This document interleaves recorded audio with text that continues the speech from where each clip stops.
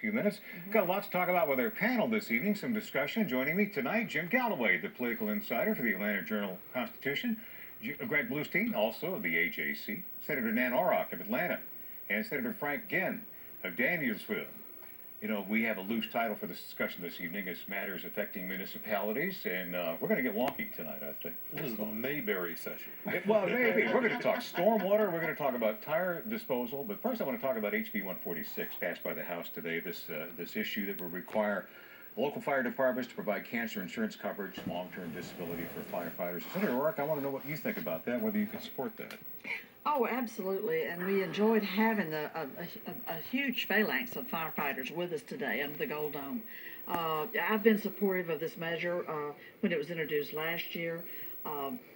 In general, I think in Georgia, on-the-job injuries are not well compensated and not well covered. We have a somewhat watered-down workers' comp system, and you know this has echoes the 9/11.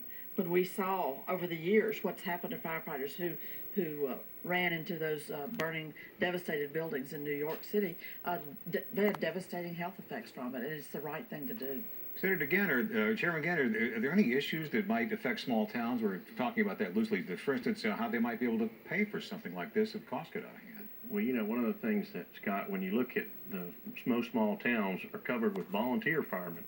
And one of the things I'm interested to see in the legislation to make sure that as we cover those firemen, we also are covering those volunteers that are out there. Because I believe in Georgia, over 90% of the firefighters in our state are volunteer firemen. And when we start looking, you're going into unknown circumstances, you got different types of fumes and chemicals that may be in part of the fire. So I hope that we can, as they say, perfect it when it comes over to the Senate. You know, what's interesting, this is House Speaker David Ralston's bill. This is kind of his personal property. There was one vote against. Right? The one vote against, and Greg can tell you about the one vote. It was Kevin Gittner, a freshman lawmaker who I don't think is the most popular. Tiger, Georgia. From Tiger, who I don't think is the most popular lawmaker under the Gold Dome among at least the GOP leaders today. But the one question, of course, is when you have a favorite bill of the leader in one chamber, does it become hostage, or does it become a bargaining chip in the other chamber? What we're also seeing today is the revival of two legislative proposals that Governor Deal vetoed last year. Campus carry he vetoed over problems with some of the passages of the bill did not exempt, and he also vetoed the firefighters bill last year because he didn't think it was. I think he was worried about setting a new standard, setting a new precedent that was too broad, and it remains to be seen whether or not this new legislation will pass as muster on the campus carry front. It did exempt, this new legislation does exempt child care facilities, but does not exempt administrative hearings and faculty offices that he raised objections about last year. Well, he quoted Scalia, if I recall his veto message, a Supreme Court justice who asserted that yes, there's a Second Amendment right to carry a gun, in his opinion, but the government also has appropriate right to regulate. And we learned last year, as this bill was going through, that it's going to cost our campuses. I know I've heard the figure $1 million, if not more, but each campus would have to change its own security, its own protocols to deal with the fact that students would be on campus carrying weapons with a concealed weapon permit. I cannot imagine that we're going to go down that road again. It's just been resoundingly debunked, and I'll certainly be voting against it. Against it. Chairman Gann, how do you feel about it? Quite honestly, Scott said we already know we have guns on campus. You can't have campus shootings without people carrying guns on campus, and that's where the impetus of this legislation is. You know, why are we disarming a law-abiding citizen? Now, I'm going to tell you, said I liked what the House did a few years back. Said they on some civil penalties if a gun was exposed on campus. I'm not one that would advocate for a student or a faculty member to walk into a classroom with an exposed firearm, but at the same token, a concealed gun that nobody knows whether you have it or not. I think it can be done where it's not disruptive and allow our citizens to exercise that Second Amendment right and do it in a way that you know, when we start looking, I think during the bill last year, there was a shooting on Georgia State campus while we were discussing the bill. So you can't tell me that guns aren't on campus. And as a strong advocate for the Second Amendment, said I'll wait till I see the bill to decide which way we go. But for me, I want to make sure that we're not taking away your right just because you're on a college campus. Yeah, the problem with this is really very concentrated on urban campuses. I mean, if you're in Statesboro It's a legislation centered again that you've got your signature on, if I'm not mistaken, regarding ethanol. And I, for one, am tired of ethanol tearing up my weed eater and my leaf blower. There lots you of, have it. Lots of other appliances. So I have a personal stake in this. Tell me what you're after here in this bill that would restrict or eliminate ethanol in Georgia? We have 10 million citizens in our state. I'm willing to bet half of them have lost some type of small engine. Said they, whether it be your weed eater, your boat, your motorcycle, anything that sits any length of time, and I started to realize a little bit more about it, and I'm thinking, what can we do to fix it? So I started to research, okay, what's the federal law? And of course, this was passed kind of as a delayed reaction after the 9/11 situation. And the disaster that happened there, we said, well, we need to get off more foreign oil. So in 2005, President Bush signed this into law. It's great if you're an Iowa corn farmer, but knowing that here in Georgia, we're at a corn deficit state, we produce an awful lot of poultry and a lot of animal feeds with corn. Said I said, why are we doing this to ourselves? So I started researching a little bit more about the laws, worked with some folks in the industry, and I just said, I see no benefit to the citizens of Georgia by putting something that, as my friends say, is hydroscopic. And I was like, okay, got to look that one up. But, Yeah. but that something to do with draws water. draws moisture, draws That's right. water into it.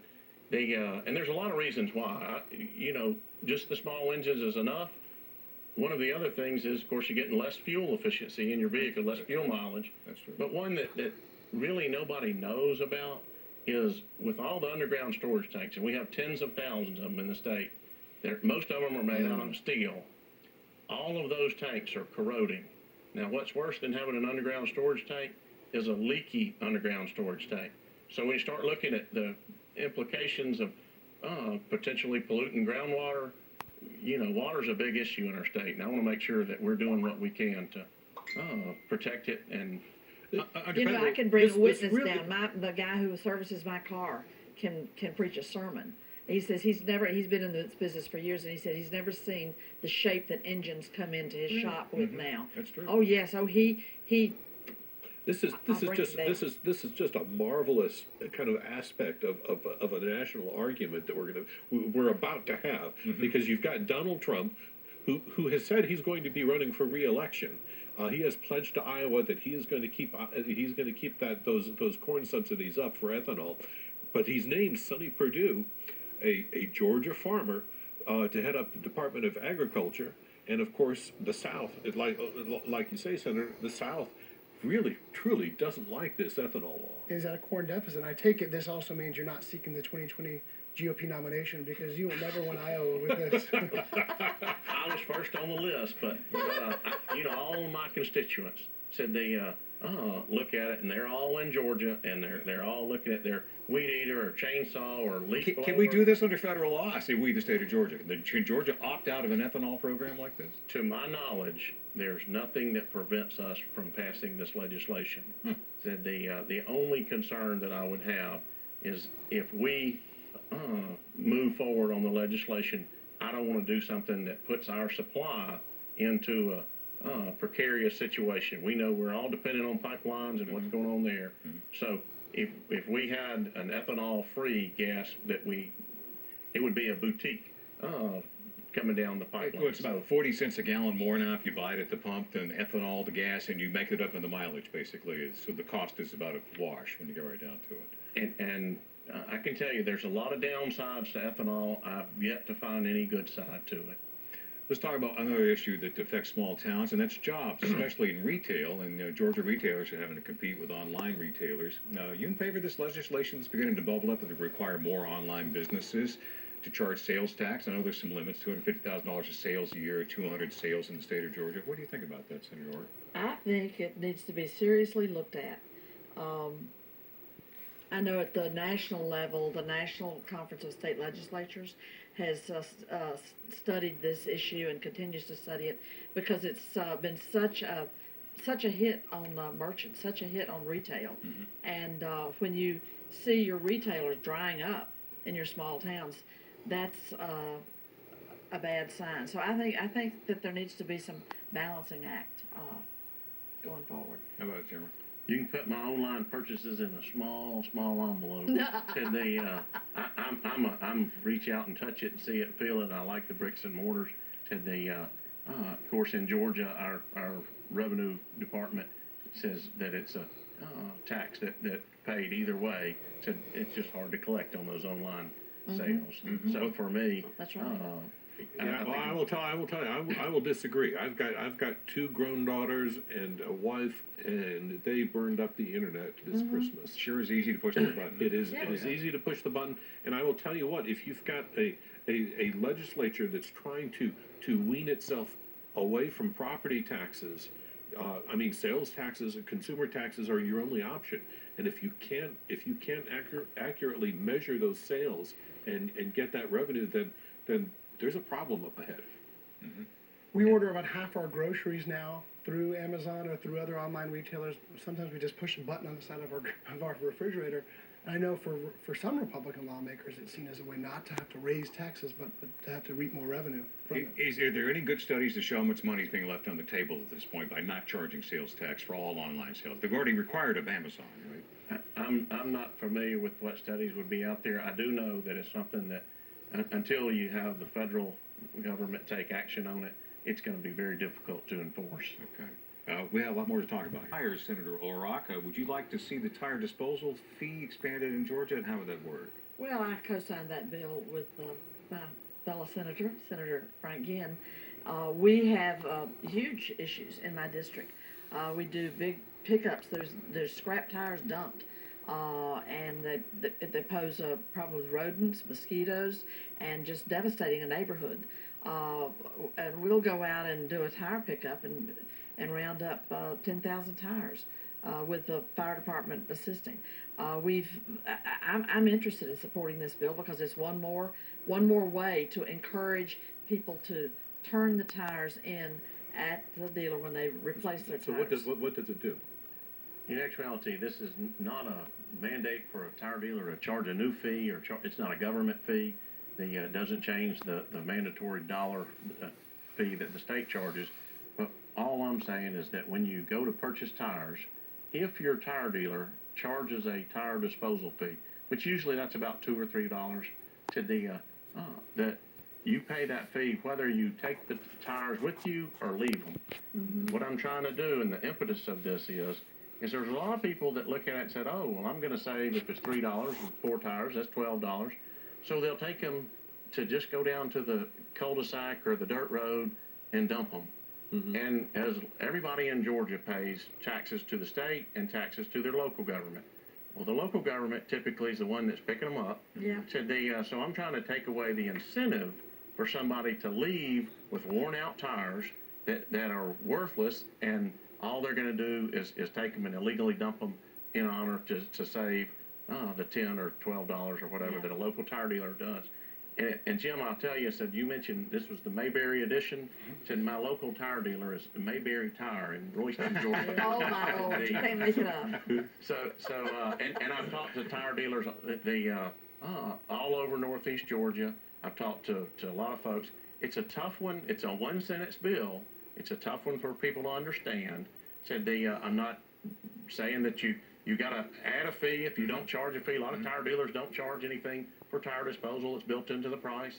Said all I want to do is try to help eliminate some of the illegal tire dumping that goes on, because as you know, tires that are dumped that collect water, they're an environmental issue with And, the and Zika virus. exactly, that's exactly where I was gonna go, because we are in a pause right now, but as soon as the summer heats up, we're going to have another round of Zika worry, and that goes straight to it.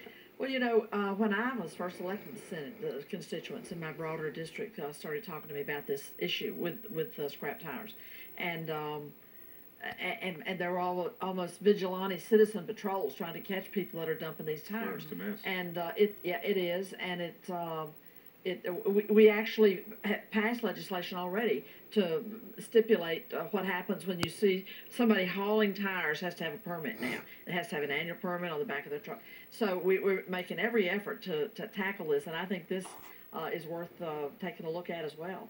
We're going to have to save stormwater discussion